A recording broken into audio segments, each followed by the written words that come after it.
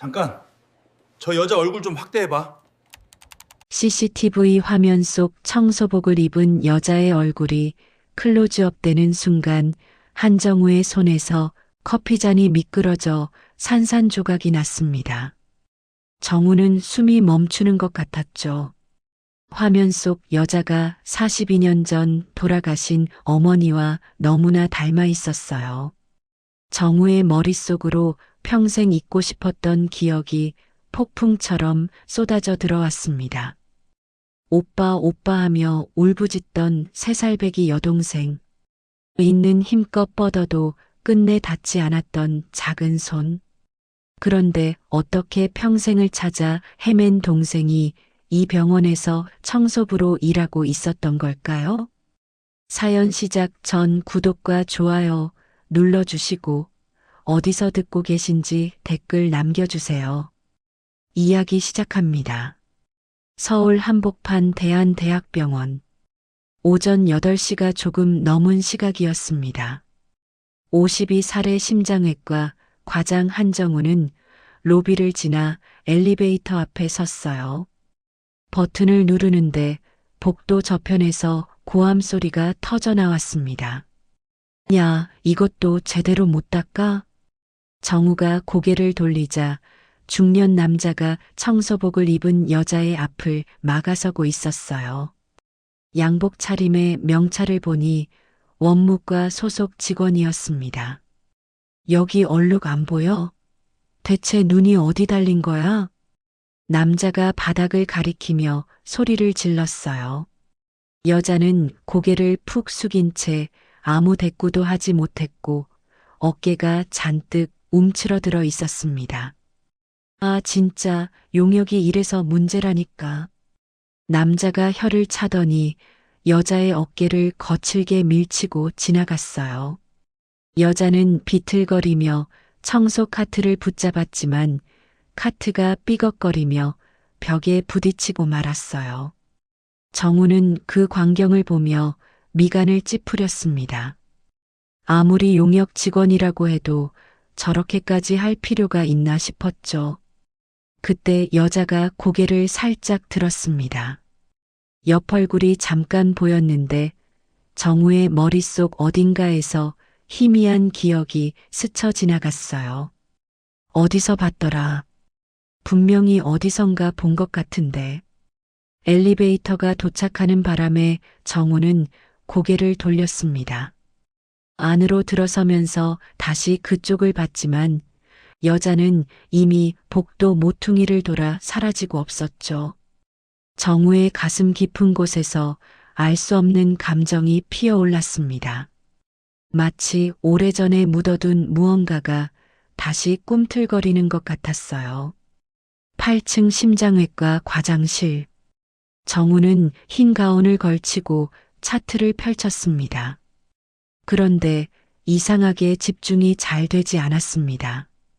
아까 로비에서 밀쳐진 그 청소부의 옆 얼굴이 자꾸만 아른거렸거든요. 기억이 날 듯 말 듯 손끝에서 미끄러지는 것 같았어요. 정우는 고개를 세차게 저으며 차트에 시선을 고정했습니다. 지금은 수술 준비에 집중해야 할 때였어요. 오전 9시 회진 시간이었습니다. 정우는 차트를 들고 병동으로 향했어요. 내일 수술을 앞둔 8살 민준이 병실 문을 열자 아이의 어머니가 침대 옆에서 아들의 손을 꼭 잡고 앉아 있었습니다. 밤새 뜬 눈으로 지새웠는지 눈 밑에 짙은 그늘이 드리워져 있었어요. 민준아, 과장님 오셨다. 인사드려. 아이가 힘없이 고개를 들었는데 창백한 얼굴에 입술까지 파르스름해서 보는 것만으로도 마음이 아렸어요. 심장이 제대로 뛰지 않으니 혈색이 돌 리가 없었고 앙상하게 마른 볼 위로 유난히 큰 눈만 또렷하게 빛나고 있었죠. 정우는 청진기를 꺼내 아이의 가슴에 댔습니다. 두근두근 불규칙하게 뛰는 심장 박동이 귓가에 울렸어요. 민준아, 내일 수술하고 나면 친구들이랑 축구할 수 있어. 조금만 참아보자. 아이가 희미하게 웃었습니다. 저렇게 어린 나이에 심장 수술을 앞두고도 웃을 수 있다니. 정우는 그 웃음을 보며 속으로 꼭 살리겠다고 다짐했어요. 회진을 마치고 복도로 나오는데 간호사 2명이 수군거리는 소리가 귀에 들렸습니다. 그 청소부 아줌마 알아? 맨날 구내식당에서 남은 음식 쳐다보는 거. 나도 봤어. 눈빛이 좀 무섭지 않아? 불쌍하긴 한데 뭔가 사정이 있는 것 같기도 하고. 정우는 걸음을 멈췄어요. 혹시 아까 로비에서 밀쳐진 그 여자 얘기인가 싶었습니다. 무슨 얘기들 하는 거야? 정우가 묻자 간호사들이 움찔하며 고개를 돌렸어요. 아무것도 아니에요, 과장님. 그냥 잡담이었어요. 간호사들이 종종 걸음으로 사라졌습니다. 정우는 그 뒷모습을 보며 아까 그 청소부의 옆얼굴을 다시 떠올렸어요. 분명히 어디선가 본 얼굴이었습니다. 기억이 날 듯 말 듯 머릿속에서 맴돌았죠. 점심시간이었습니다. 정우는 구내식당에서 밥을 먹다가 무심코 창밖을 내다봤어요. 뒤뜰 벤치에 누군가 혼자 앉아 있었습니다. 자세히 보니 아침에 봤던 그 청소부였어요. 손에 뭔가를 들고 있었는데 비닐봉지에서 꺼낸 식은 밥덩이를 허겁지겁 입에 넣고 있었습니다. 주먹밥도 아니고 그냥 밥을요. 그녀는 연신 주변을 두리번거리며 급하게 삼켰어요. 마치 누군가에게 들킬까봐 숨어서 먹는 것 같았습니다. 정우는 들고 있던 숟가락을 내려놓았어요.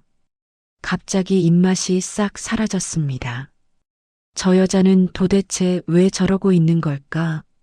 정우는 식판을 들고 자리에서 일어났어요. 뒤뜰로 나가보려는데 여자가 벌써 자리에서 일어나 어딘가로 향하고 있었습니다. 정우는 자신도 모르게 그 뒤를 따라갔어요. 여자는 병원 뒤편 쓰레기장으로 들어갔습니다. 정우는 담 모퉁이에 몸을 숨기고 조심스럽게 지켜봤어요. 여자가 분리수거함을 뒤지기 시작했습니다. 빈 페트병을 하나씩 꺼내 봉지에 담았고 폐지도 차곡차곡 모았어요.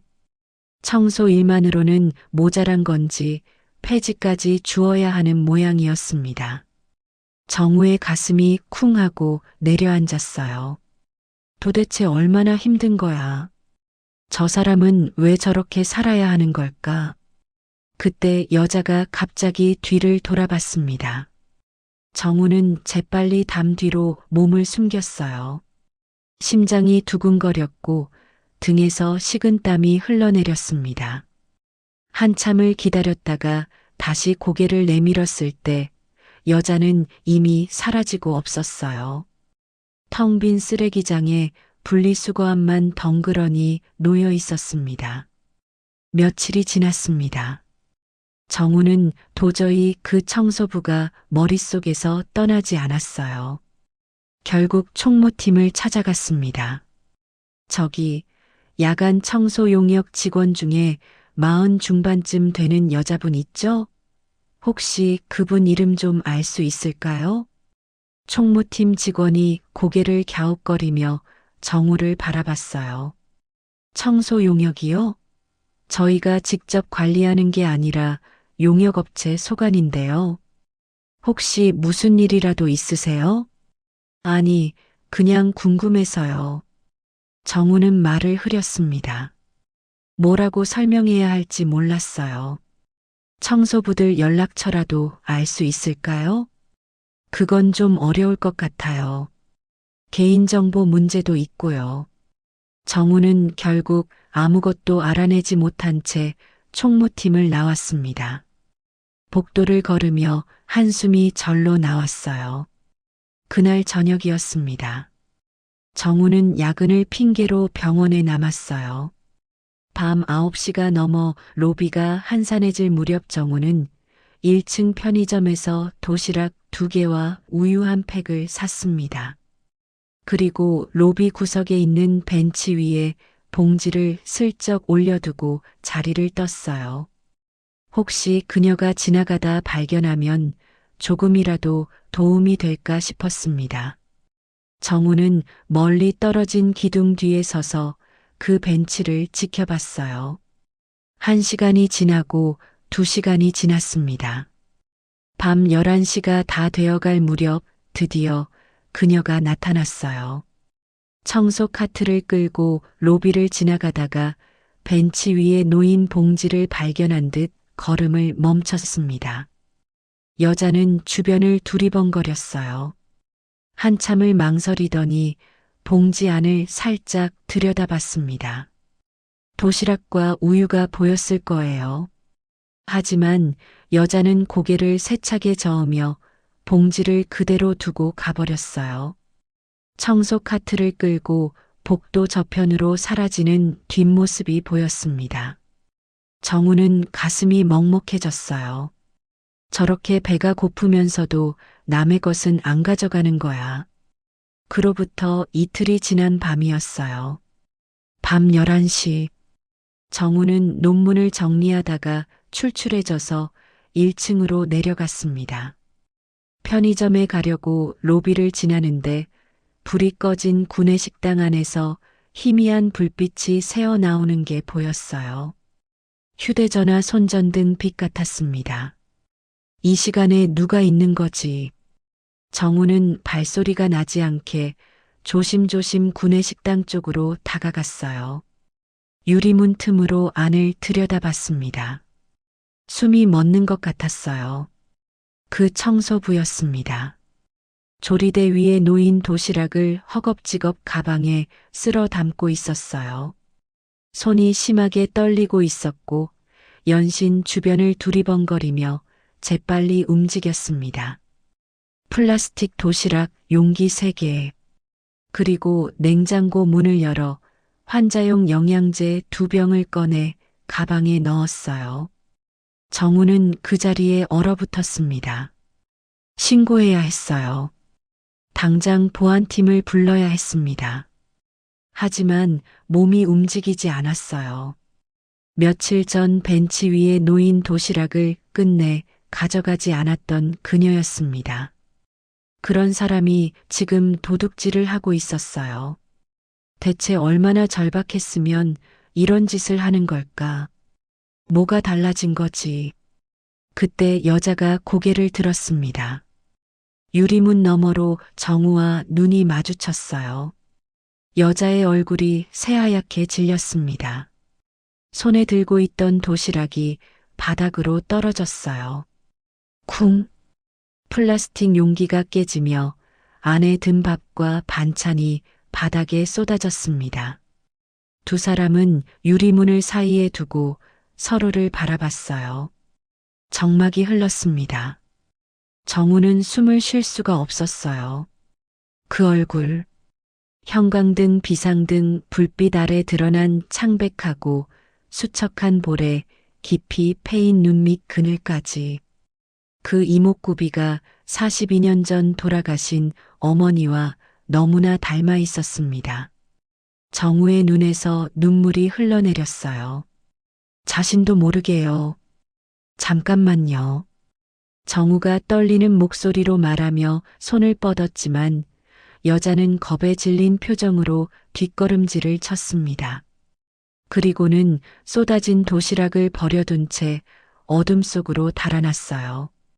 정우는 문을 열고 뒤쫓아갔습니다. 복도를 달렸어요. 잠깐요. 이름이 뭐예요? 제발 잠깐만요. 하지만 여자는 비상구 문을 열고 사라져버렸습니다. 철컥. 문이 닫히는 소리만 텅 빈 복도에 메아리처럼 울렸어요. 정우는 비상구 문 앞에 서서 한참을 그 자리에 있었습니다.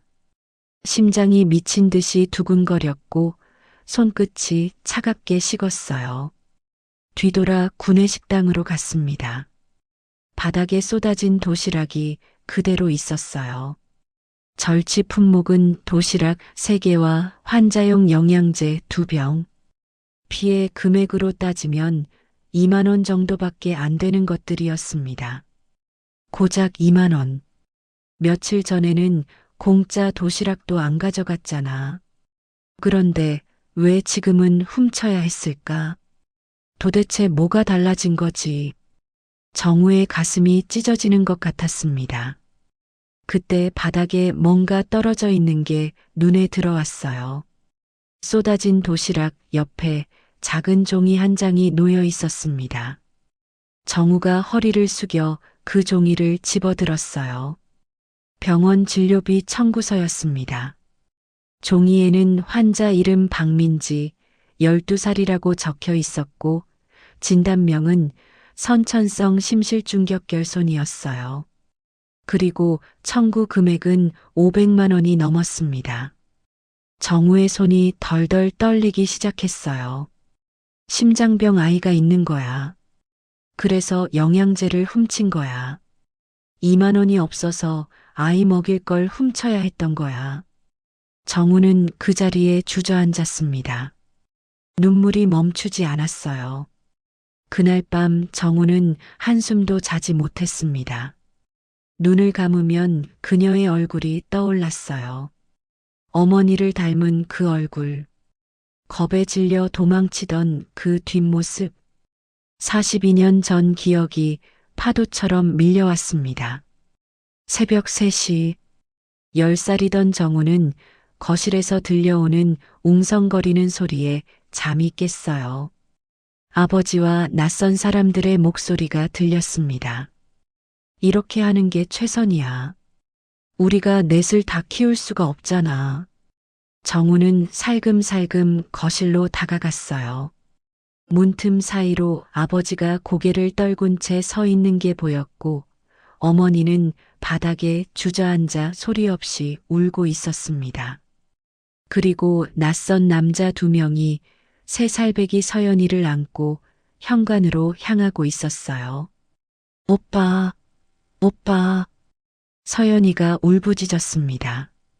작은 손을 내밀며 정우를 향해 있는 힘껏 팔을 뻗었어요. 정우는 뛰어나갔습니다. 하지만 아버지가 정우의 팔을 붙잡았어요. 가만히 있어. 서연이 데려가지 마세요. 정우가 소리쳤지만 현관문은 이미 닫혔습니다. 오빠, 오빠 하는 울음소리가 새벽 공기를 가르며 점점 멀어져 갔어요. 그리고 완전히 사라졌습니다. 그게 마지막이었어요. 동생을 본 마지막 순간, 정우는 침대에서 벌떡 일어났습니다. 창밖이 희뿌옇게 밝아오고 있었어요. 진료비 청구서를 다시 꺼내봤습니다. 환자 이름 박민지, 12살. 저 청소부가 정말 박민지는 서연이의 딸인 거야. 내 조카라는 얘기잖아. 정우는 휴대전화를 들고 병원 시스템에 접속했어요. 떨리는 손가락으로 환자 정보를 검색했습니다. 박민지 12살 보호자 박서연 45세. 정우는 그 이름을 보는 순간 심장이 멎는 것 같았고 손이 떨려서 휴대전화를 놓칠 뻔했어요.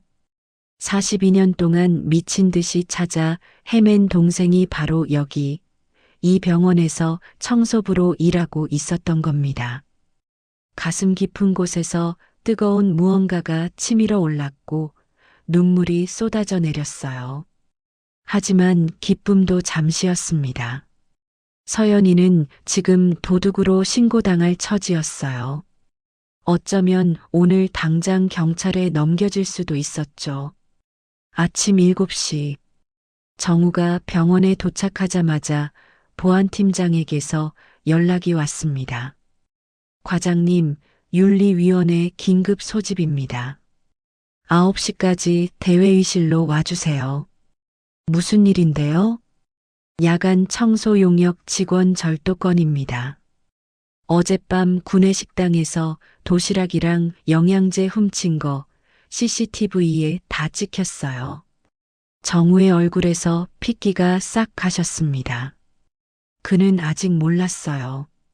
2시간 후 윤리위원회 대회의실에서 42년 만에 동생과 정식으로 마주하게 될 거라는 것을, 그리고 그 자리에서 내린 그의 선택이 두 사람의 운명을 완전히 뒤바꿔 놓을 거라는 것을요.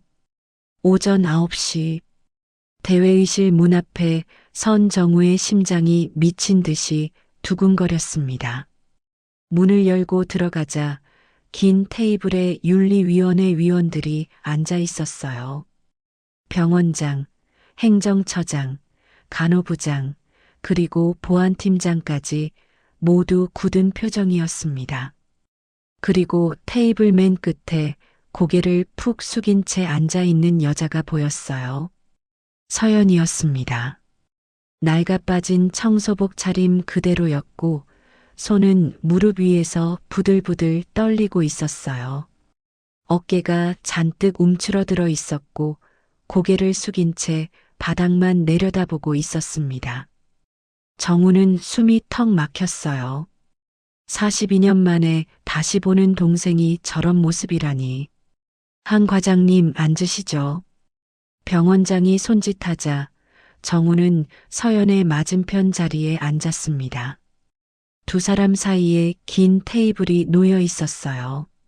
자, 시작하죠. 보안팀장, 설명해 주세요. 보안팀장이 리모컨을 들고 스크린을 켜자 CCTV 영상이 재생되기 시작했습니다. 어젯밤 구내식당에서 서연이 조리대 위에 도시락을 가방에 쓸어 담는 모습이 선명하게 찍혀 있었고 냉장고를 열어 영양제를 꺼내는 장면까지 전부 나왔어요. 절취 품목은 도시락 3개와 환자용 영양제 2병이고 피해 금액은 2만 원 상당입니다. 보안팀장이 담담하게 보고했어요. 용역업체에서는 이미 해고 통보를 했고 문제는 형사고발 여부입니다. 행정처장이 서류를 넘기며 차갑게 입을 열었습니다. 병원 입장에서는 당연히 고발해야죠. 이런 걸 그냥 넘어가면 다른 직원들한테 어떤 메시지를 주겠습니까? 정우의 손이 떨렸어요. 형사고발이라니. 서연이가 전과자가 되는 거였습니다. 그때 서연이 처음으로 입을 열었어요. 죄송합니다. 다시는 안 그러겠습니다. 제발 한 번만 봐주세요. 목소리가 갈라져 있었고 어깨가 들썩였습니다. 울고 있는 것 같았어요. 사정이 어떻든 도둑질은 도둑질이에요. 2만 원이 문제가 아니라 원칙의 문제죠. 간호부장이 차갑게 말했습니다. 정우는 더 이상 참을 수가 없었어요. 잠깐만요. 제가 피해 금액 배상하겠습니다. 그리고 형사 고발은 하지 말아주세요. 정우가 손을 들며 말하자 회의실이 술렁였습니다. 한 과장님, 갑자기 무슨 말씀이세요? 이 사람이랑 무슨 관계라도 있으신 겁니까? 병원장이 눈을 동그랗게 뜨며 물었어요. 정우는 잠시 망설이다가 서연을 바라봤습니다. 서연이 고개를 들어 정우를 봤어요. 두 사람의 눈이 마주쳤습니다. 서연의 눈은 42년 전 새벽에 오빠 오빠 하며 울부짖던 3살배기 아이의 눈과 똑같았어요. 그때도 저렇게 겁에 질려 있었죠. 정우의 눈에서 눈물이 흘러내렸습니다. 제 동생입니다. 42년 전에 헤어진 제 동생이에요. 회의실이 얼어붙었어요. 어릴 때 입양 보내졌는데 평생을 찾아 헤맸습니다.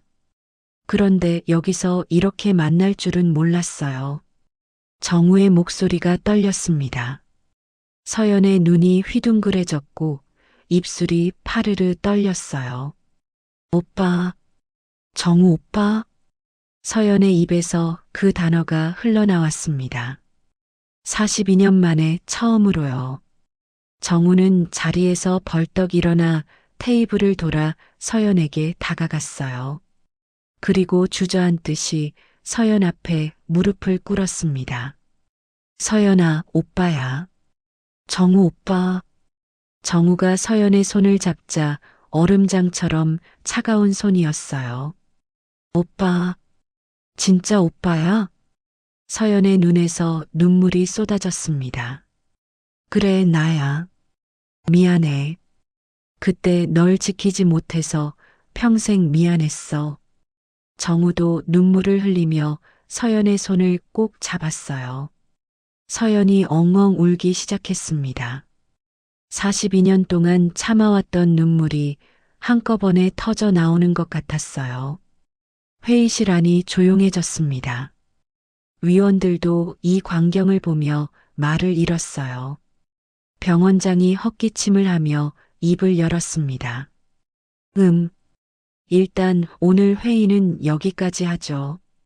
형사 고발건은 보류하고 한 과장님이 피해 금액 배상하시는 걸로 정리하겠습니다. 정우는 고개를 들어 병원장을 바라보며 감사하다고 말했어요. 진심이었습니다. 회의가 끝나고 정우는 서연을 데리고 과장실로 갔어요. 서연은 여전히 눈물을 훔치고 있었고 정우는 소파에 서연을 앉히고 따뜻한 물 한 잔을 건넸습니다. 천천히 마셔. 급하게 마시면 체해. 서연이 떨리는 손으로 컵을 받아 물을 한 모금 마셨어요. 그리고 또 눈물이 흘렀습니다. 정우는 서연의 맞은편에 앉았어요. 서연아, 그동안 어떻게 살았어? 말하기 힘들면 안 해도 돼. 서연이 한참 동안 말이 없다가 천천히 입을 열었습니다. 그때 입양 간 집이 경기도 시골이었어. 농사 짓는 집이었는데 처음엔 잘해줬어. 서연의 목소리가 떨렸어요. 그런데 그 집에 아들이 생기고 나서부터 달라졌어. 학교도 중학교까지만 보내줬고 그 다음부터는 집안일만 시켰지. 정우의 손이 주먹이 쥐어졌습니다. 27에 결혼했는데 남편이 사고로 죽었어. 민지가 3살 때였어. 서연의 눈에서 또 눈물이 흘렀어요. 그 다음부터 혼자 민지 키웠어. 그런데 민지가 심장이 안 좋아서 병원비가 너무 많이 들었어. 정우의 가슴이 찢어지는 것 같았습니다. 어제 병원에서 연락 왔어. 민지 수술 안 하면 오래 못 산다고. 수술비가 5천만 원인데 그 돈이 어디 있어. 서연이 손으로 얼굴을 감쌌어요. 그래서 영양제라도 민지한테 먹이려고. 정말 미안해. 오빠한테 이런 모습 보여줘서. 정우는 자리에서 일어나 서연 옆에 앉았습니다. 그리고 서연을 꼭 안았어요. 됐어. 이제 됐어. 오빠가 있잖아. 이제 오빠가 다 해줄게. 서연이 정우의 품에서 엉엉 울었습니다. 42년 동안 쌓였던 서름이 한꺼번에 쏟아져 나오는 것 같았어요. 1시간쯤 지나 서연이 겨우 진정되었습니다. 민지 지금 어디 있어? 정우가 물었어요. 집에 혼자 있어. 오늘 학교 못 보냈어. 당장 데려와. 오빠가 직접 진료해 줄게. 서연이 고개를 저었어요. 오빠, 난 돈이 없어. 수술비는커녕 진료비도 낼 수가 없어. 무슨 소리야? 민지는 내 조카잖아.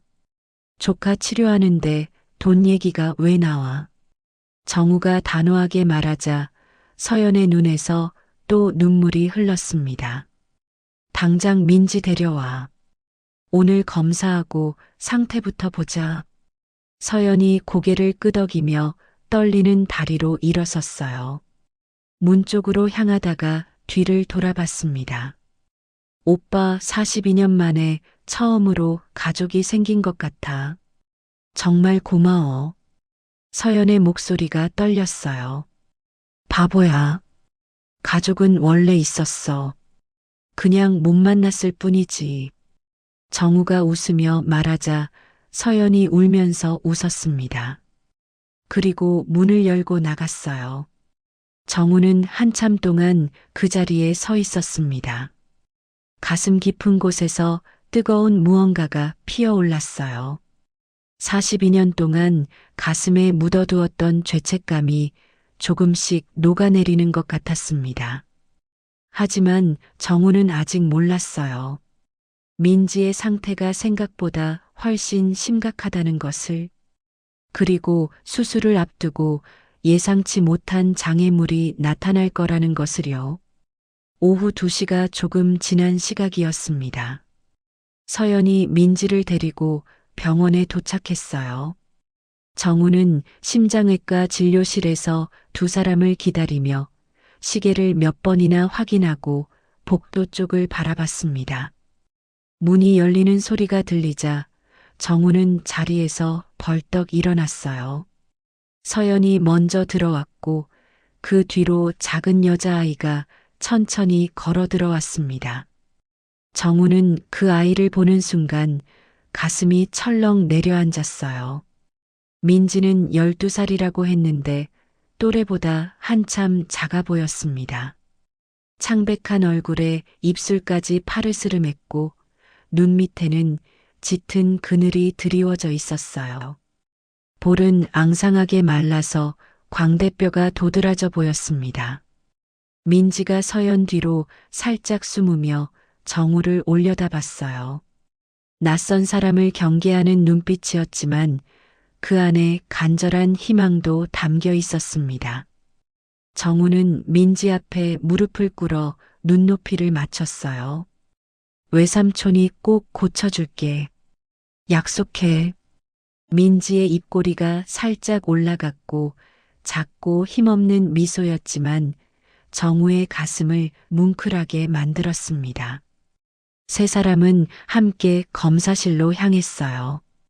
심초음파 검사실에 도착하자 민지가 검사대 위에 누웠고 정우는 모니터 앞에 섰습니다. 차가운 젤을 바른 프로브를 민지의 가슴에 대자 모니터에 심장이 나타났어요. 두근두근. 불규칙하게 뛰는 심장이 화면에 선명하게 보였고 정우의 얼굴이 점점 굳어졌습니다. 심실 중격에 구멍이 있었어요. 직경 2cm 정도로 예상보다 훨씬 큰 구멍이었고 산소가 풍부한 피와 부족한 피가 그 구멍을 통해 뒤섞이고 있었습니다.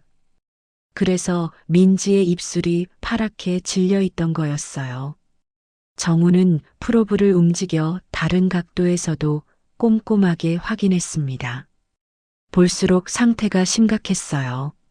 심장벽이 이미 두꺼워져 있었고 폐동맥 압력도 위험할 정도로 높아져 있었습니다. 민지가 천장을 바라보며 조심스럽게 자기가 괜찮은 거냐고 물었어요. 목소리가 가늘게 떨리고 있었습니다. 정우는 억지로 미소를 지으며 걱정 말라고 대답했지만 속으로는 한숨이 나왔어요. 검사가 끝나고 정우는 서연을 복도로 따로 불러냈습니다. 서연아, 솔직하게 말할게.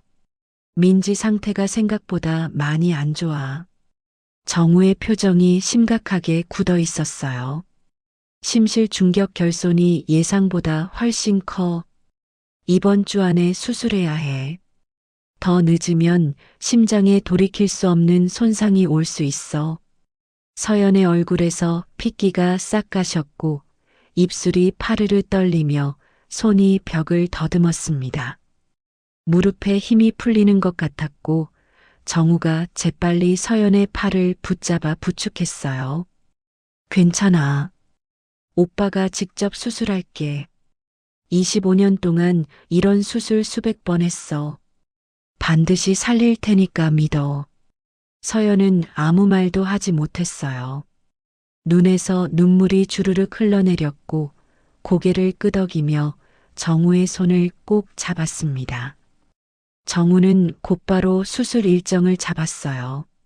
사흘 후 오전 9시로 민지의 심장 수술이 예정되었습니다.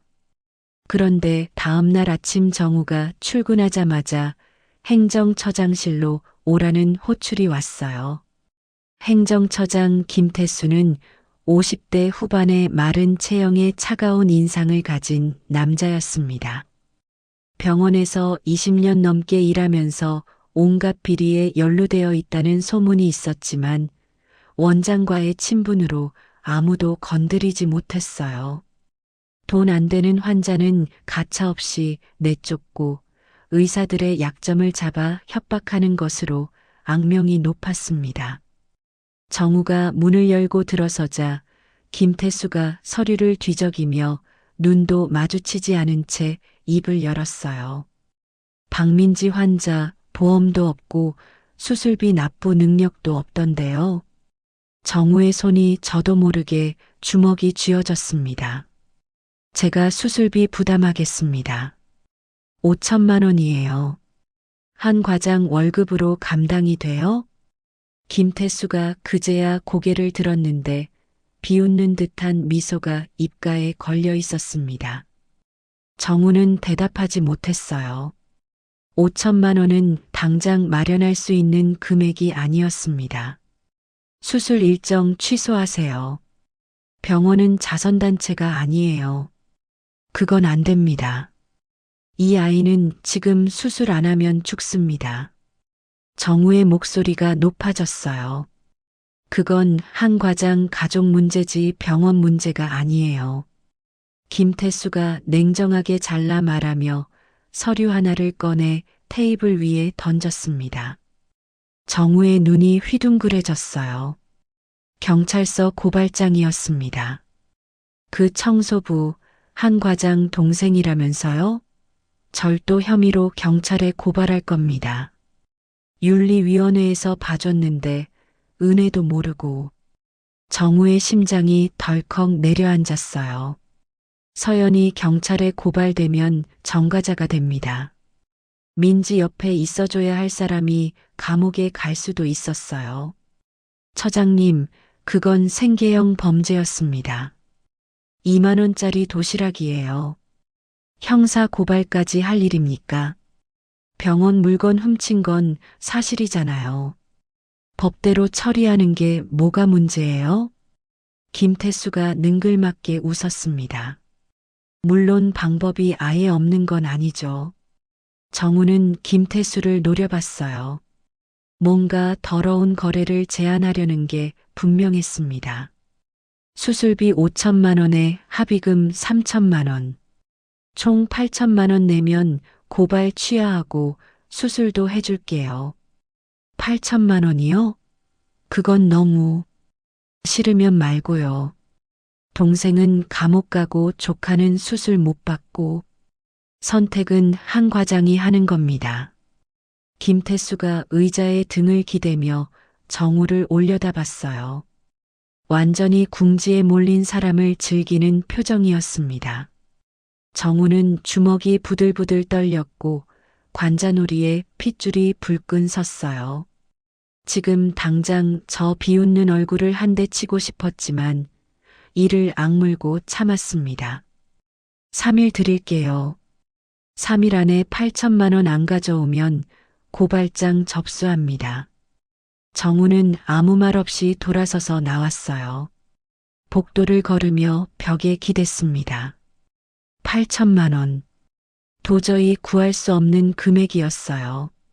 그날 저녁 정우는 민지 병실을 찾았습니다. 민지는 침대에 누워 창밖을 멍하니 바라보고 있었어요.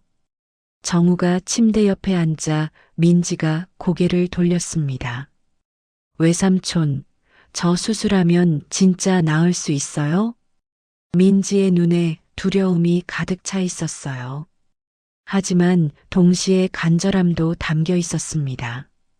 정우는 민지의 손을 잡았어요. 응, 꼭 낫게 해줄게. 수술 끝나면 친구들이랑 마음껏 뛰어놀 수 있어. 민지의 눈이 초롱초롱 빛났습니다. 자기는 한 번도 달리기 해본 적 없다고, 조금만 뛰어도 숨이 막혀서 금방 주저앉았다고 말했어요. 정우의 눈에 눈물이 고였습니다. 12살짜리 아이가 평생 한 번도 마음껏 뛰어본 적이 없다니 가슴이 찢어지는 것 같았어요. 수술 끝나면 외삼촌이랑 같이 달리자. 공원에서 신나게 뛰는 거야. 약속해. 민지가 새끼손가락을 내밀었고 정우는 웃으며 새끼손가락을 걸었어요. 꼭이야. 약속? 민지가 환하게 웃었고 그 웃음이 정우의 가슴 깊이 새겨졌습니다. 꼭 살려야 해. 무슨 일이 있어도 반드시. 병실을 나온 정우는 복도 끝 비상계단에 주저앉았어요. 8천만 원을 어떻게 구해야 할지 막막했습니다.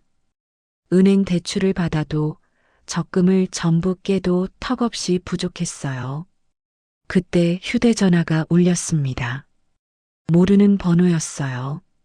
한정우 과장님이시죠? 저는 한동훈이라고 합니다. 정우 씨 아버지 친구였어요. 정우의 발걸음이 멈췄습니다. 아버지는 10년 전에 돌아가셨는데요. 알아요. 돌아가시기 전에 저한테 부탁을 하나 하셨거든요. 서연이를 찾으면 꼭 연락하라고. 지금 만날 수 있을까요? 전해드릴 게 있습니다. 1시간 후 정우는 병원 근처 카페에서 한동훈을 만났습니다. 70대 초반의 노인이었는데 흰 머리카락에 주름진 얼굴이었지만 눈빛만큼은 맑고 또렷했어요. 한동훈이 먼저 입을 열었습니다. 서연이가 입양 가던 그날 새벽 데려간 사람 중 하나가 바로 나였어요. 정우의 손이 테이블 위에서 주먹이 쥐어졌고 이가 저절로 갈렸어요. 왜 데려갔냐고, 왜 가족을 갈라놓았냐고 물었습니다. 한동훈이 고개를 숙이며 미안하다고 했어요. 그때 아버지가 사업에 실패해서 빚이 산더미처럼 쌓여 있었고 아이 넷을 다 키울 수가 없었다고 설명했습니다. 아버지는 평생 그 일을 후회했어요. 매일 밤 서연이 이름을 부르며 울었습니다. 돌아가시기 직전에 나한테 이걸 꼭 서연이한테 전해달라고 부탁했어요. 한동훈이 가방에서 서류 봉투를 꺼내 테이블 위에 올렸습니다. 정우가 봉투를 열자 안에 낡은 통장이 들어 있었어요. 잔액을 확인하는 순간 정우의 눈이 휘둥그레졌습니다. 1억 원. 아버지가 돌아가시기 전 10년 동안 허리띠 졸라매고 모은 돈이라고 했어요. 오직 서연이한테 주려고. 정우의 손이 떨렸습니다. 아버지가 이렇게까지 했다는 걸 몰랐어요. 그리고 이건 나한테서. 한동훈이 또 다른 봉투를 내밀었고 안에 5천만 원짜리 수표가 있었습니다. 그때 서연이를 데려간 게 평생 마음의 빚이었다고 했어요. 조카 수술비로 쓰라고 말했습니다. 정우는 한참 동안 말을 잇지 못했어요. 눈물이 볼을 타고 흘러내렸습니다. 한동훈이 정우의 어깨를 두드렸어요. 서연이한테 전해달라고, 아버지가 평생 미안해했다고, 사랑했다고, 단 하루도 잊은 적 없다고 말했습니다. 병원으로 돌아온 정우는 곧장 행정처장실로 갔어요. 문을 벌컥 열고 들어서자 김태수가 깜짝 놀라 고개를 들었습니다. 8천만 원 여기 있습니다.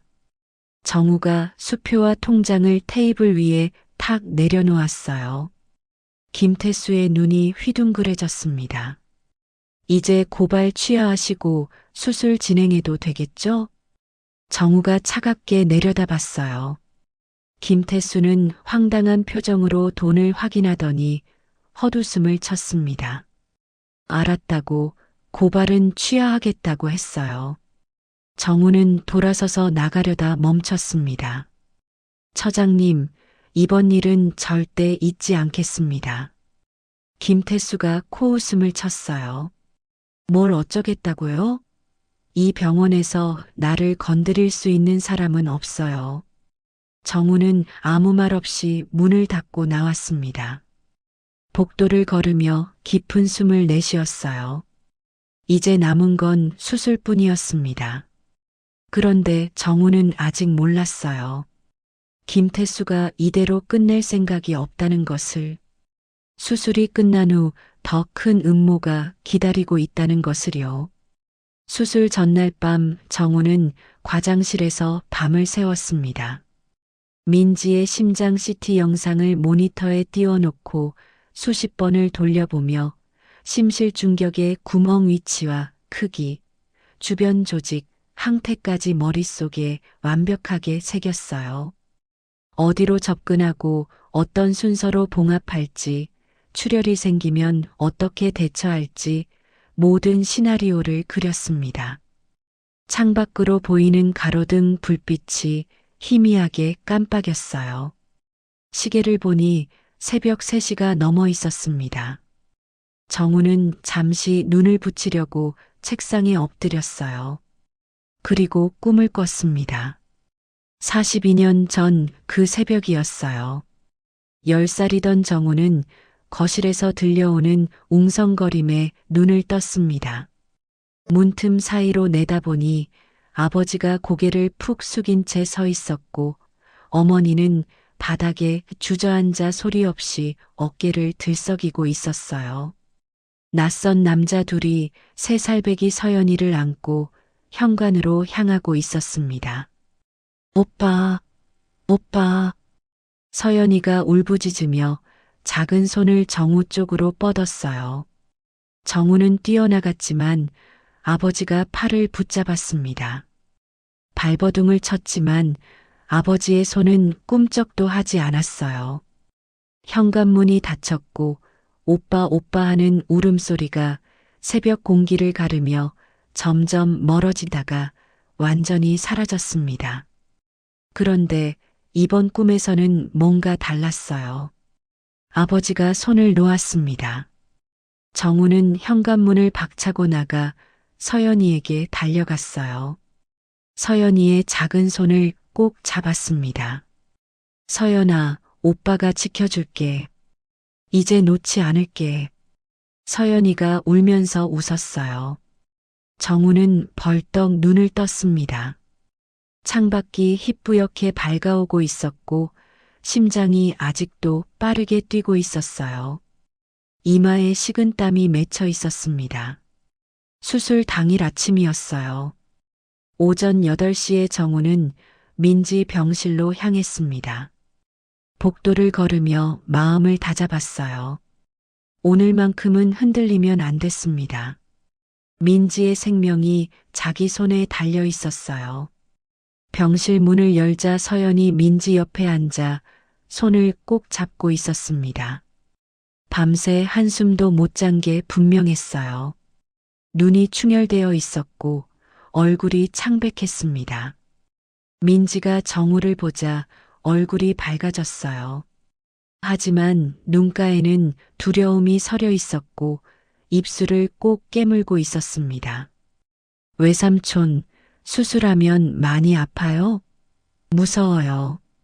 민지의 목소리가 가늘게 떨렸어요. 손이 이불을 꼭 움켜쥐고 있었습니다. 정우는 침대 옆에 앉아 민지의 손을 잡았어요. 차갑게 식어 있었습니다. 괜찮아. 자고 일어나면 다 끝나 있을 거야. 그리고 눈 뜨면 뛸 수 있는 심장이 되어 있을 거야. 외삼촌이 약속했잖아. 민지가 고개를 끄덕였지만 손이 여전히 떨리고 있었어요. 서연이 민지의 이마에 입을 맞추며 엄마가 여기서 기다리겠다고, 눈 뜨면 제일 먼저 엄마 얼굴 보여주겠다고 말했습니다. 눈물이 볼을 타고 흘러내렸지만 억지로 웃고 있었어요.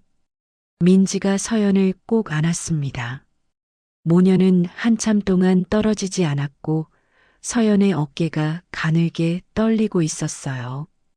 정우는 그 모습을 보며 속으로 다짐했습니다. 꼭 살려야 해. 무슨 일이 있어도 반드시. 오전 9시에 수술이 시작되었어요. 정우는 수술복을 입고 손을 씻었습니다. 소독약 냄새가 코끝을 찔렀고 차가운 물이 손끝을 적셨어요.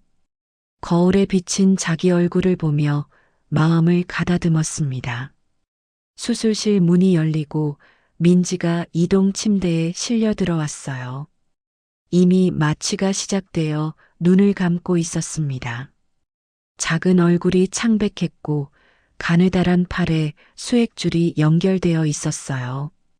정우는 민지 옆에 서서 얼굴을 내려다봤습니다. 민지야, 잘 될 거야. 외삼촌 믿어. 속삭이자 민지의 눈꺼풀이 미세하게 떨렸어요. 마취 때문에 대답은 못했지만 들은 것 같았습니다. 마취과 의사가 준비됐다고 고개를 끄덕였어요. 정우는 수술대 앞에 서서 메스를 들었습니다. 손이 떨리지 않았어요. 25년 동안 수백 번의 수술을 해왔지만 오늘은 달랐습니다. 오늘은 조카의 심장을 열어야 했어요. 깊은 숨을 한 번 내쉬고 입을 열었습니다. 시작합니다. 메스가 민지의 가슴을 열었어요. 흉골을 열고 심장에 접근했습니다. 인공심폐기가 돌아가기 시작했고 민지의 심장이 멈췄어요.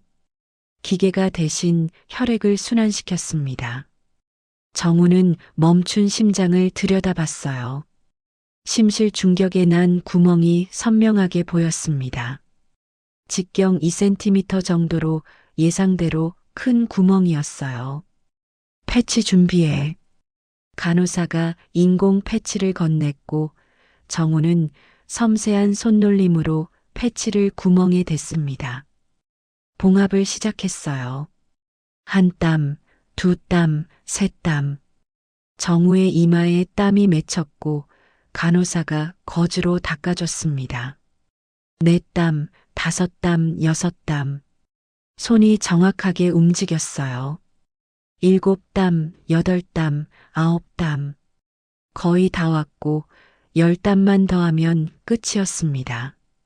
바로 그때였어요. B-, B-, B-. 모니터에서 경고음이 울렸습니다. 출혈입니다. 수술 보조의사가 외쳤어요. 심장 뒤쪽에서 피가 솟아오르고 있었고 순식간에 수술 부위가 피로 가득 찼습니다. 석션. 정우가 소리치자 간호사가 재빨리 피를 빨아들였어요. 하지만 출혈이 멈추지 않았습니다. 피가 계속 솟아올랐어요. 정우의 심장이 빠르게 뛰기 시작했고 등에서 식은땀이 흘러내렸어요. 침착해야 했습니다. 지금 당황하면 민지가 죽을 수도 있으니까요. 정우는 빠르게 출혈 위치를 찾아야 했습니다. 그때 대동맥 뒤쪽에서 작은 혈관이 터져 있는 걸 발견했습니다. 선천적으로 약한 부위였던 것 같았습니다. 클램프로 출혈 부위를 막고 빠르게 봉합을 시작했어요. 한 땀, 두 땀, 세 땀. 손끝에 온 신경을 집중했습니다. 출혈 멈췄습니다. 수술 보조의사가 보고했어요. 정우는 한숨을 내쉬었습니다. 등에서 식은땀이 줄줄 흘러내렸어요. 심실 중격 봉합 계속합니다. 4시간이 지났습니다. 봉합 완료. 정우가 마지막 실을 매듭지었어요. 심실 중격의 구멍이 완벽하게 막혔고 패치가 제자리에 단단히 붙어 있었습니다. 인공심폐기 이탈 준비. 천천히 인공심폐기를 끄기 시작했어요. 수술실 안에 긴장감이 감돌았습니다. 모두가 숨을 죽이고 모니터를 바라봤어요. 민지의 심장이 스스로 다시 뛰어야 했습니다. 1초, 2초, 3초가 지났지만 아무 반응이 없자 정우의 손에 힘이 들어가기 시작했습니다. 4초, 5초. 수술실 안이 숨막히게 조용했어요. 그때였습니다. 모두가 기다리던 민지의 심장이 두근하며 첫 박동을 시작했습니다. 강하고 힘찬 박동이었습니다. 정우의 눈에서는 자신도 모르게 눈물이 흐르고 있었습니다. 활력 징후 안정적입니다. 수술 성공입니다. 수술실 안에 안도의 한숨이 퍼졌어요. 정우는 민지의 작은 얼굴을 내려다봤습니다. 이제 이 아이는 건강하게 살 수 있을 거예요. 수술실 밖 복도에서 서연이 기다리고 있었습니다.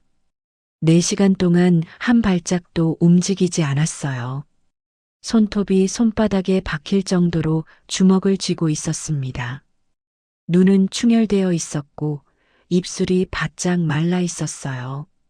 수술실 문이 열리자 서연이 벌떡 일어섰습니다. 정우가 마스크를 벗으며 나왔어요. 서연이 달려왔습니다.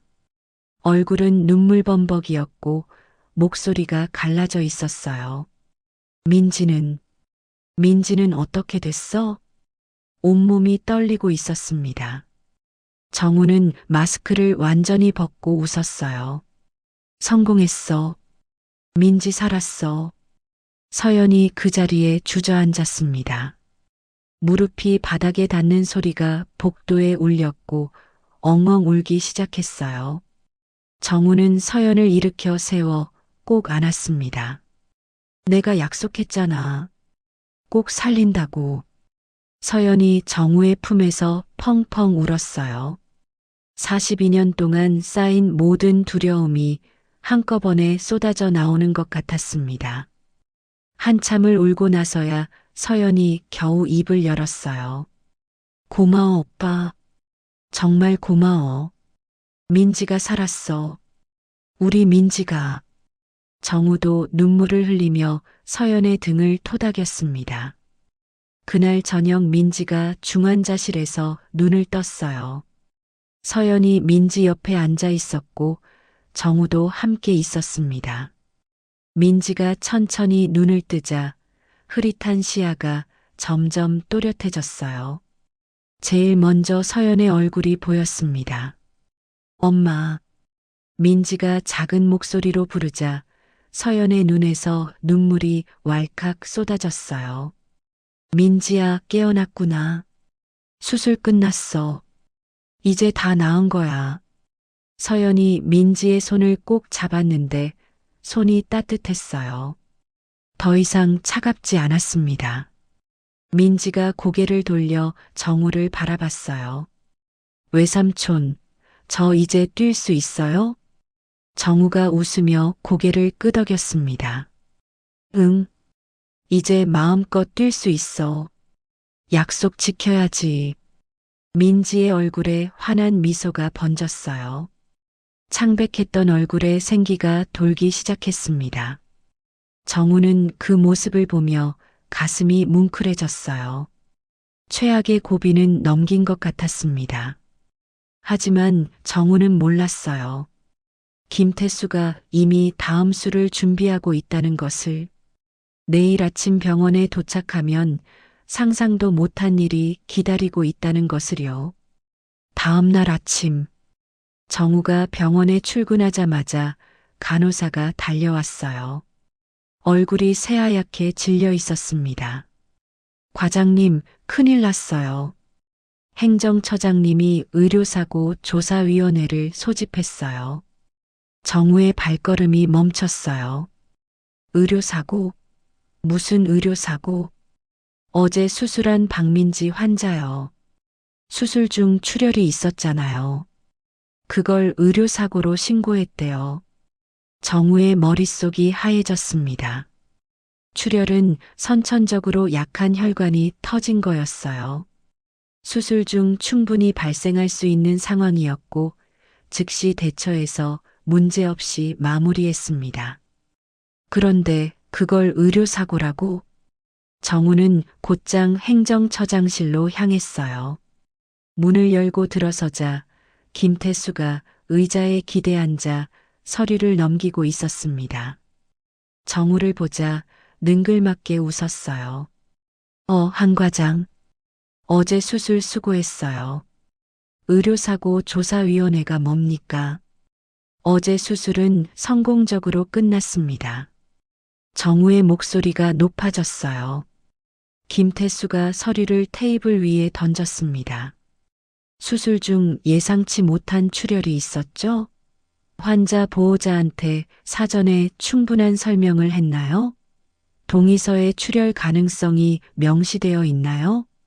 정우는 말문이 막혔어요. 긴급 수술이라 시간이 촉박했고 기본적인 동의서만 받았습니다. 세부 합병증에 대한 설명은 충분히 하지 못했어요. 김태수가 그 표정을 보며 웃었습니다. 의료법 위반이에요. 충분한 설명 의무를 다하지 않았으니까. 여기에 수술 중 과실로 출혈을 유발했다는 의혹까지 더하면 과실이 아닙니다. 선천적으로 약한 혈관이 터진 겁니다. 그걸 누가 증명해요? 수술 영상 있어요? 정우는 대답하지 못했어요. 수술 영상은 따로 촬영하지 않았습니다. 김태수가 의자에서 일어나 정우에게 다가왔어요. 한 과장, 솔직히 말할게요. 나는 당신이 마음에 안 들어요. 청소부 동생이니 뭐니 하면서 병원 분위기 흐려놓고 김태수의 눈빛이 차갑게 변했습니다. 이번 건으로 의사 면허 정지까지 갈 수 있어요. 최악의 경우 면허 취소도 가능하고. 어떻게 할 거예요? 정우의 손이 부들부들 떨렸어요. 주먹을 쥐었다 폈다를 반복했습니다. 뭘 원하는 겁니까? 간단해요. 이 병원에서 조용히 사라져요. 사직서 내고 다른 데로 가면 조사위원회 소집 취소할게요. 정우는 김태수를 노려봤어요. 이 사람은 처음부터 자기를 쫓아내려고 했던 겁니다. 8천만 원은 그냥 덤으로 뜯어낸 거였어요. 생각할 시간 드릴게요. 이틀이요. 이틀 안에 대답 안 하면 조사위원회 열립니다. 김태수가 문을 열어주며 웃었어요. 정우는 아무 말 없이 행정처장실을 나왔습니다. 복도를 걸으며 벽에 기댔어요. 다리에 힘이 풀렸습니다. 의사 면허가 정지되면 민지 치료도 못하고 서연이도 지켜줄 수 없어요.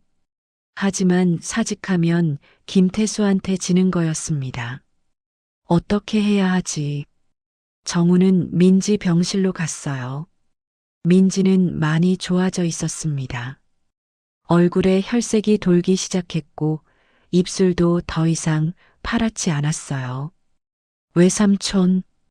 민지가 정우를 보자 환하게 웃었습니다. 오늘 의사 선생님이 검사했는데 심장이 잘 뛰고 있대요. 이제 금방 퇴원할 수 있대요. 정우는 억지로 웃었어요. 민지 앞에서 힘든 표정을 보여주고 싶지 않았습니다. 잘 됐다. 퇴원하면 외삼촌이랑 공원에서 달리기 하자. 진짜요? 약속이에요. 민지가 새끼손가락을 내밀었고 정우는 손가락을 걸었어요. 서연이 복도로 정우를 불러냈습니다. 정우의 표정이 어두운 걸 눈치챈 것 같았어요. 오빠 무슨 일 있어? 아까부터 표정이 안 좋아. 정우는 잠시 망설이다가 입을 열었어요. 행정처장이 의료사고로 신고했다고 사직하지 않으면 조사위원회를 열겠다고 협박한다고 말했습니다. 서연의 얼굴이 새하얗게 질렸어요. 그게 무슨 소리야? 오빠가 민지 살렸잖아. 수술 성공했잖아. 나도 알아. 그런데 저 사람이 트집을 잡는 거야. 서연의 눈에 눈물이 고였습니다. 다 나 때문이야. 내가 도시락 훔쳐서 오빠한테 피해만 끼치고. 서연의 목소리가 떨렸고 어깨가 가늘게 흔들렸어요. 정우는 서연의 손을 잡았습니다. 서연이 잘못 아니야. 저 사람이 나쁜 거야. 걱정 마. 오빠가 어떻게든 해결할게. 하지만 정우도 어떻게 해야 할지 몰랐어요. 막막하기만 했습니다. 그날 밤 정우는 과장실에 혼자 앉아 있었어요. 머릿속이 복잡했습니다.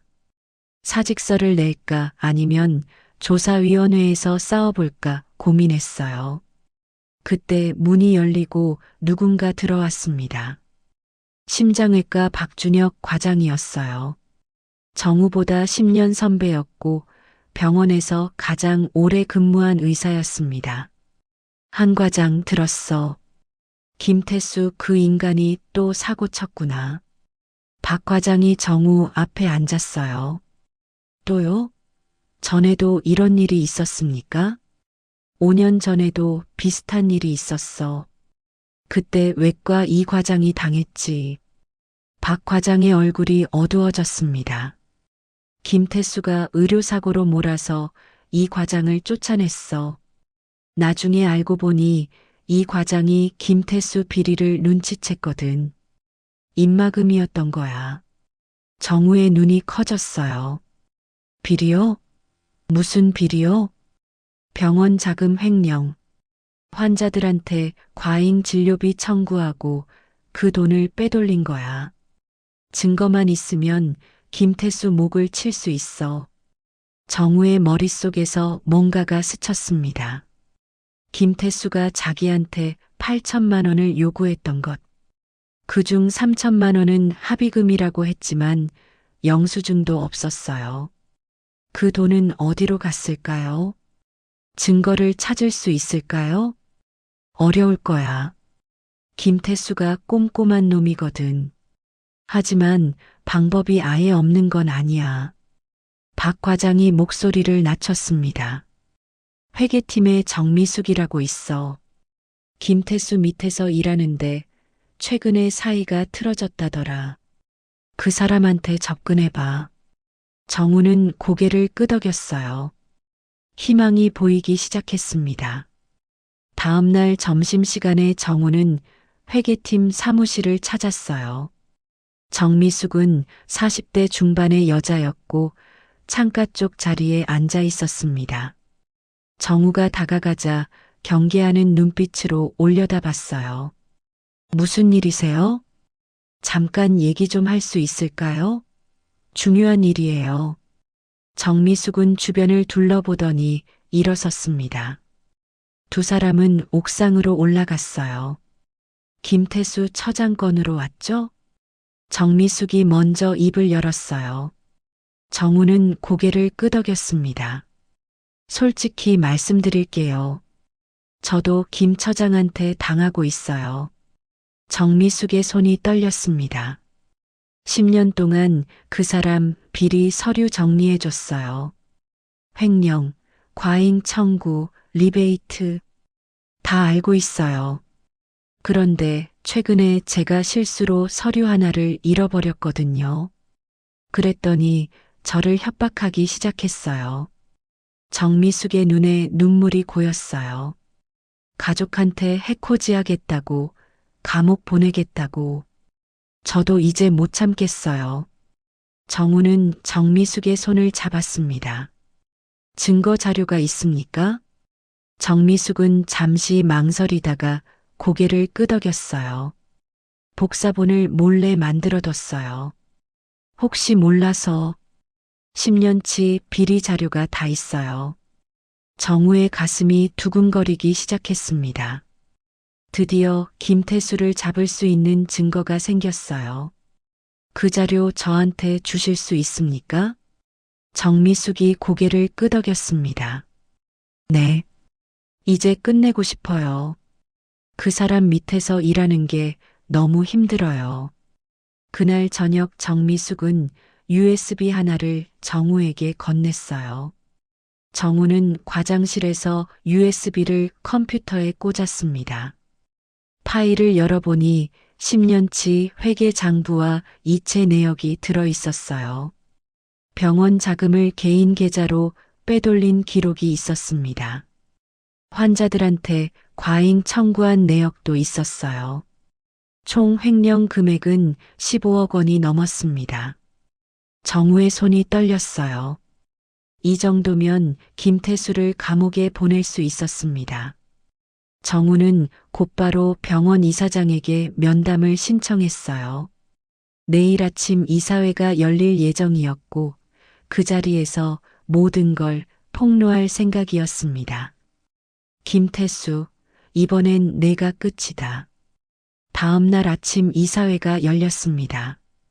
대회의실에 이사진 10명이 모여 있었어요. 이사장 박영수가 상석에 앉아 있었고 김태수는 오른쪽 끝에 앉아 있었습니다. 정우가 회의실 문을 열고 들어서자 김태수의 얼굴이 굳어졌어요. 왜 여기 있냐는 표정이었습니다. 이사장이 정우를 보며 고개를 끄덕였어요. 한 과장, 어서 오세요. 발언권 드리겠습니다. 김태수가 벌떡 일어섰습니다. 이사장님, 이게 무슨 일입니까? 한 과장은 현재 의료사고 조사 대상입니다. 이 자리에 참석할 자격이 없습니다. 김 처장, 앉으세요. 한 과장 발언 먼저 듣겠습니다. 이사장이 단호하게 말했어요. 김태수는 씩씩거리며 자리에 앉았습니다. 정우는 회의실 앞으로 걸어가 USB를 꺼냈어요. 오늘 이 자리에서 중요한 사실을 말씀드리겠습니다. 정우가 USB를 컴퓨터에 꽂자 스크린에 자료가 떴습니다. 회계 장부와 이체 내역이었어요. 이것은 김태수 행정처장이 지난 10년간 병원 자금을 횡령한 증거입니다. 회의실이 술렁였어요. 이사들이 웅성거리기 시작했습니다. 김태수의 얼굴이 새하얗게 질렸어요. 이게 무슨 개소리야? 조작된 자료입니다. 조작이 아닙니다.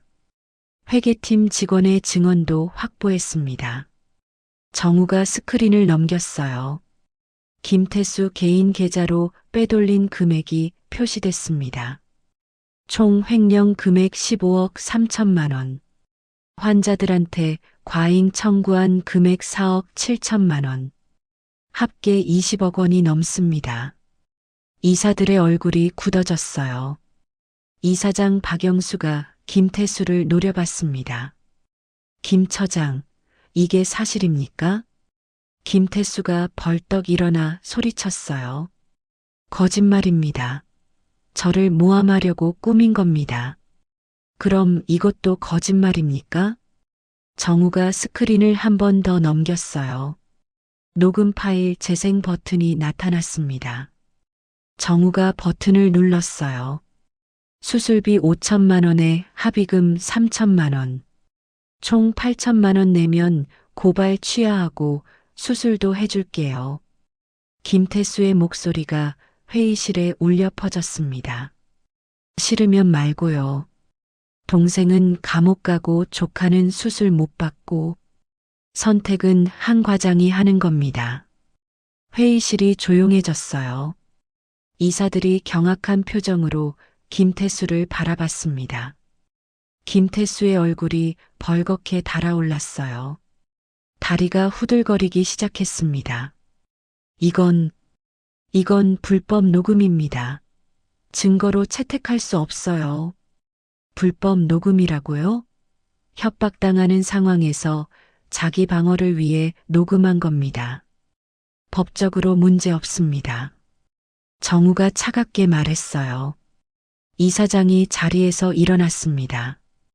김태수 행정처장, 당장 해명하세요. 이게 다 사실입니까?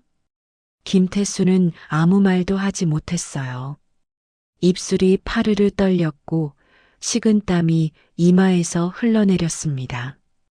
이사회 결의로 김태수 행정처장을 즉시 직위 해제합니다.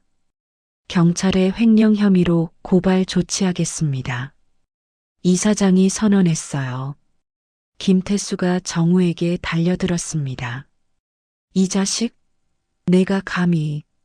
하지만 보안 요원들이 김태수를 붙잡았어요. 김태수는 발버둥 치며 끌려나갔습니다. 나 이렇게 안 끝나. 두고 봐. 김태수의 외침이 복도에 울려 퍼졌지만 아무도 신경 쓰지 않았어요.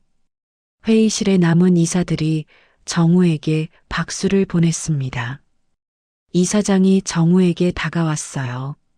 한 과장, 수고했어요. 덕분에 병원의 암덩어리를 도려냈습니다. 정우는 고개를 숙였어요. 감사합니다. 그리고 의료사고 건은 당연히 취소합니다. 처음부터 김태수가 조작한 거였으니까요. 정우의 눈에 눈물이 고였어요.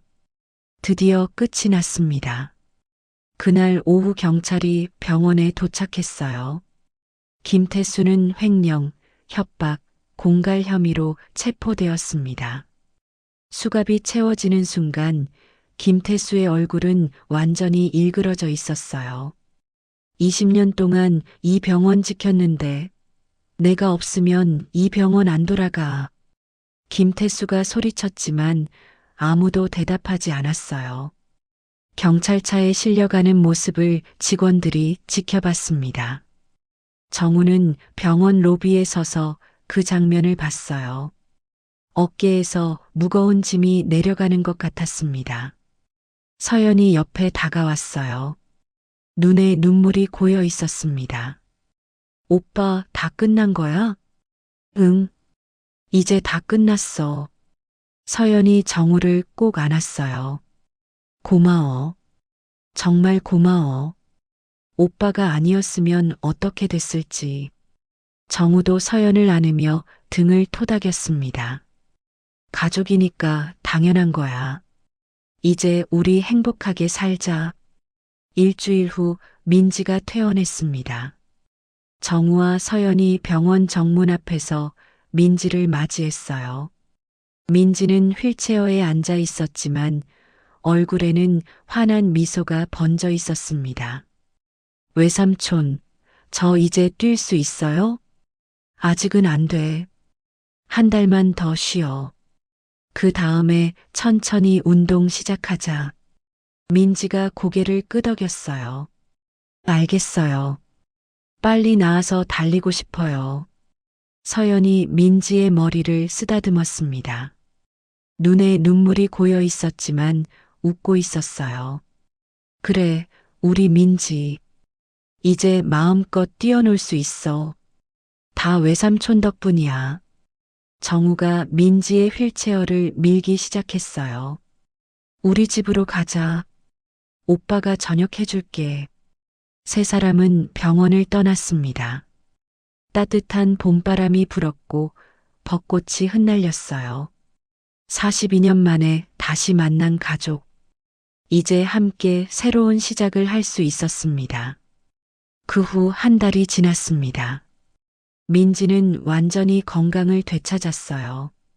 학교에도 다시 다니기 시작했고 친구들과 뛰어놀 수 있게 되었습니다. 어느 날 저녁 민지가 학교에서 돌아오자마자 현관문을 열고 뛰어들어왔어요.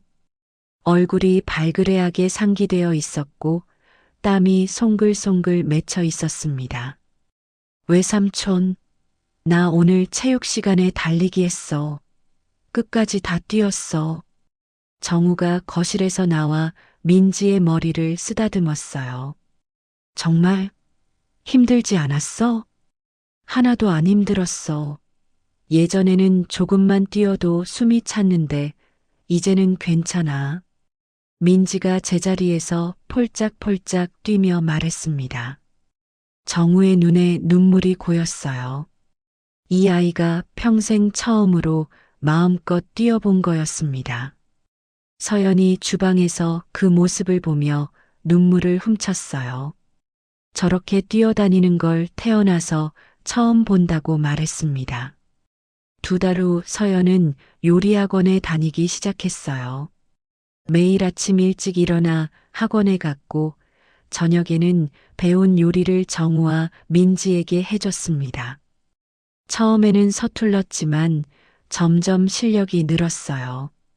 민지가 서연이 만든 파스타를 먹으며 환호했습니다. 맛있다고, 식당에서 파는 것보다 맛있다고 말했어요.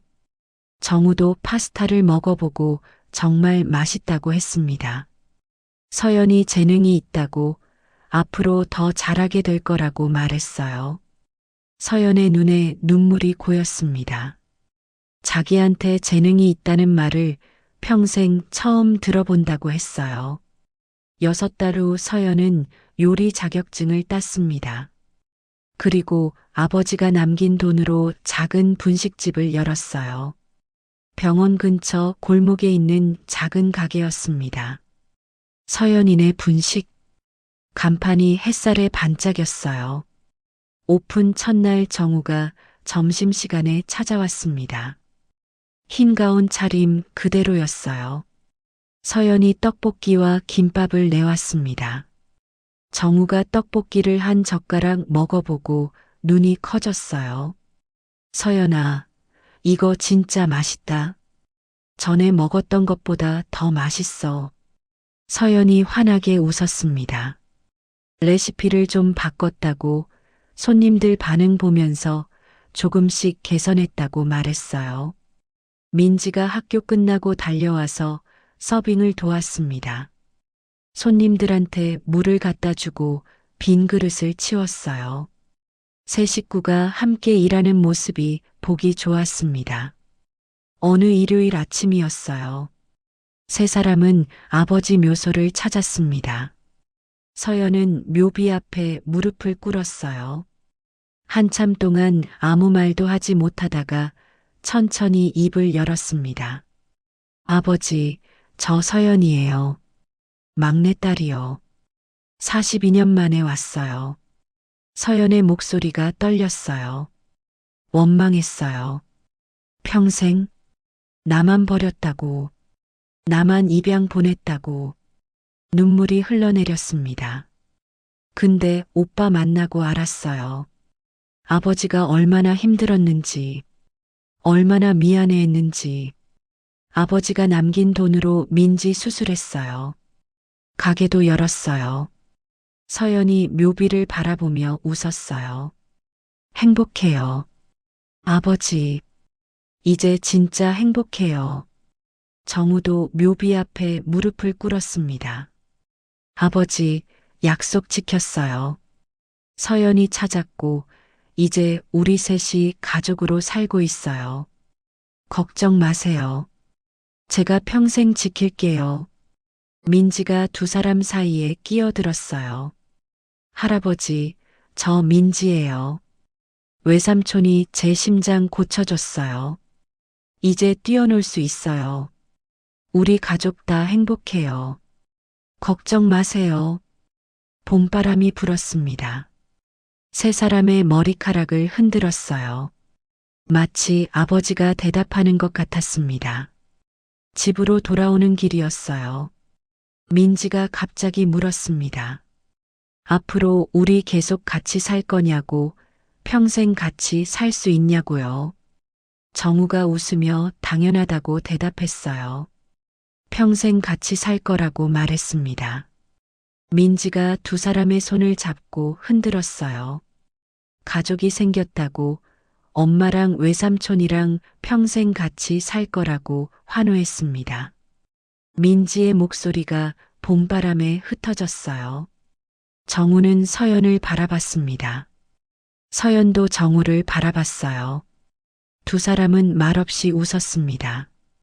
42년 만에 다시 만난 오빠와 동생. 이제는 절대 헤어지지 않을 가족이 되었어요.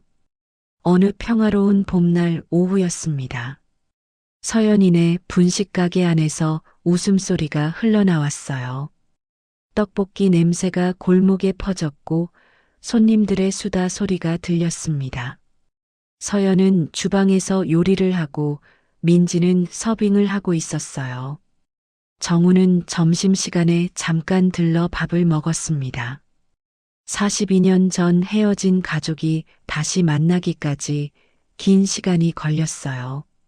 그 세월 동안 세 사람은 각자의 자리에서 힘들게 살았습니다. 하지만 이제는 달랐어요. 서로를 지켜줄 가족이 있었습니다. 함께 웃고 함께 울 수 있는 사람들이 있었어요. 그것만으로도 충분히 행복했습니다.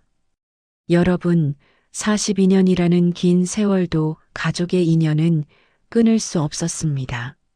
3살에 헤어진 동생을 평생 잊지 못한 오빠가 있었고, 단 하루도 딸을 잊은 적 없는 아버지가 있었어요.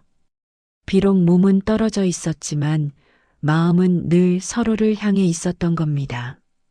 지금 이 순간에도 누군가는 헤어진 가족을 그리워하고 있을 거예요. 부디 그 인연의 끈이 다시 이어지길 바랍니다. 오늘도 들어주셔서 감사합니다. 다음 이야기에서 또 만나요. 감사합니다.